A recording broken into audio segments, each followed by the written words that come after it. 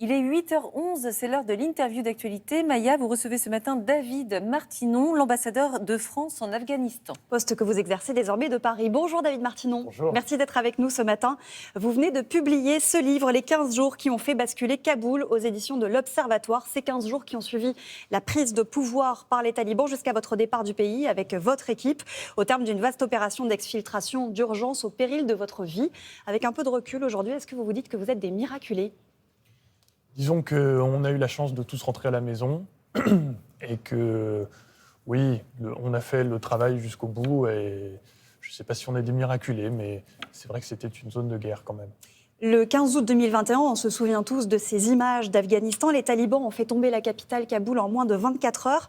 On a beaucoup entendu parler à ce moment-là d'opérations éclairs, d'avancées très rapides et surprises des talibans. Mais ce scénario, vous y étiez préparé depuis plus d'1 an, c'est ça ?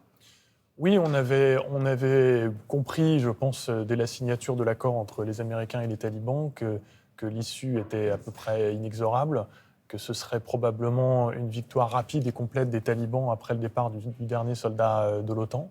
Et c'est effectivement ce qui s'est passé avec des phases d'accélération. Il y avait des semaines où les talibans avançaient de manière incroyable, avec une perte de combativité de l'armée afghane aussi très très forte.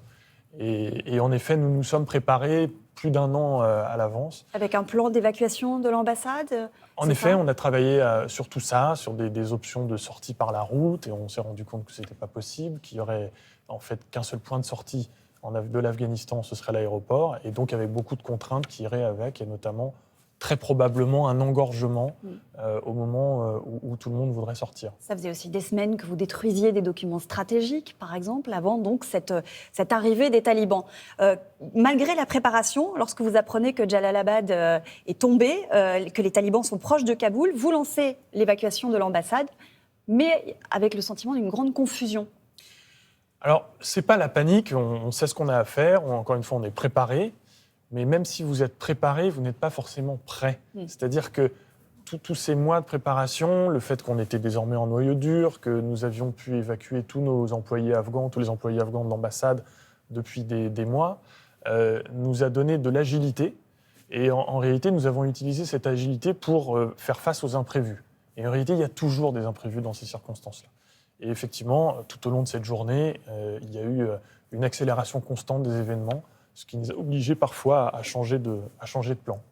Vous quittez l'ambassade, vous vous établissez dans l'aéroport de Kaboul et il y aura d'autres imprévus, ces cas non conformes, c'est comme ça que le disent les militaires. Par exemple, vous racontez la foule devant les grilles de l'ambassade et vous prenez une décision à un moment importante qui n'était pas prévue dans ce fameux plan.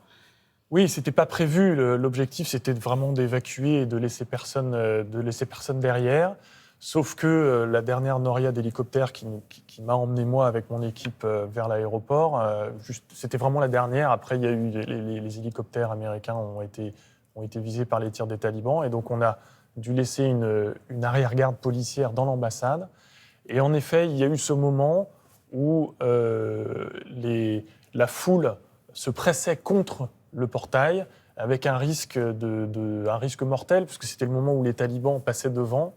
Et donc, j'ai donné l'instruction d'ouvrir le portail. En réalité, ce sont des décisions que vous prenez dans la seconde. Mais en fait, si vous êtes juste avec vous-même, si vous êtes sincère, ce sont des décisions qu'on ne prend pas avec difficulté. Ce sont des décisions qui s'imposent parce que vous ne pouvez pas imaginer de vivre avec le souvenir que des gens, des femmes, des enfants auraient pu mourir contre le portail fermé de l'ambassade de France. Est-ce que vous avez eu peur ? Non, on n'a pas eu peur parce que d'abord, moi, ça faisait 33 mois que j'étais en Afghanistan. Et donc, depuis le jour de mon arrivée, en réalité, avec mon équipe, j'ai imposé que nous nous préparions, qu'on s'entraîne toujours. Ça veut dire des entraînements avec le Ça veut dire des entraînements parce que la menace, elle est multiforme. La menace terroriste, elle est multiforme en Afghanistan. Et donc, il faut se préparer à chaque manifestation. Ça peut être des explosions, ça peut être des mines magnétiques, ça peut être des tirs de roquettes, des bombardements, etc. Et donc, on s'entraîne. Et avec l'entraînement, avec la routine, on sait quoi faire. Donc, en réalité, quand on est en Afghanistan, on est en mode activé, si je puis dire. Aujourd'hui, en Afghanistan, on s'inquiète évidemment pour la population et particulièrement pour les femmes. La semaine dernière, une école a été fermée aux jeunes filles dans le secondaire, quelques minutes après avoir été rouverte. Quel est votre sentiment sur ce qui se passe aujourd'hui dans le pays ? C'est le sentiment d'un gâchis terrible. D'abord, je vais être un peu dans l'émotion, mais c'est vrai que pendant ces 33 mois passés en Afghanistan, le souvenir le plus émouvant que je garderai, l'image la plus forte, c'est l'image de ces jeunes filles, des petites filles, allant à l'école le matin, très élégantes, avec leur uniforme. Et donc, ce qu'ont fait les talibans, d'abord, c'est une rupture de leurs engagements. Et ensuite, vous voyez, dans une situation humanitaire qui est extrêmement dégradée, ils semblent envoyer au monde le signal que pour eux, la première des priorités, c'est quand même de maintenir l'oppression des femmes. C'est quand même terrible. C'est une décision qui est moralement insupportable et qui est par ailleurs complètement économiquement absurde, puisque c'est un pays qui a besoin de se développer. Et évidemment, il n'y a aucun pays qui peut se développer en se privant de l'intelligence, de la créativité, du travail de 50% de sa population. Dernière question, aujourd'hui, il existe une autre zone de crise qui est l'Ukraine. Vous avez rencontré à plusieurs reprises Vladimir Poutine lorsque vous travaillez avec Nicolas Sarkozy. Est-ce qu'on peut négocier avec Vladimir Poutine ? Ah oui, je pense qu'on peut négocier. Je pense que de toute façon, même si c'est difficile, on n'a pas le choix, puisque s'il doit y avoir la paix à un moment en Ukraine, ce sera avec lui. Et c'est un homme qui comprend le rapport de force, il est tout entier imprégné du rapport de force, et de toute façon, voilà, il n'y a pas le choix. Merci beaucoup, David Merci Martinon, d'être venu ce matin. Je rappelle ce livre, Les 15 jours qui ont fait basculer Kaboul. Merci beaucoup.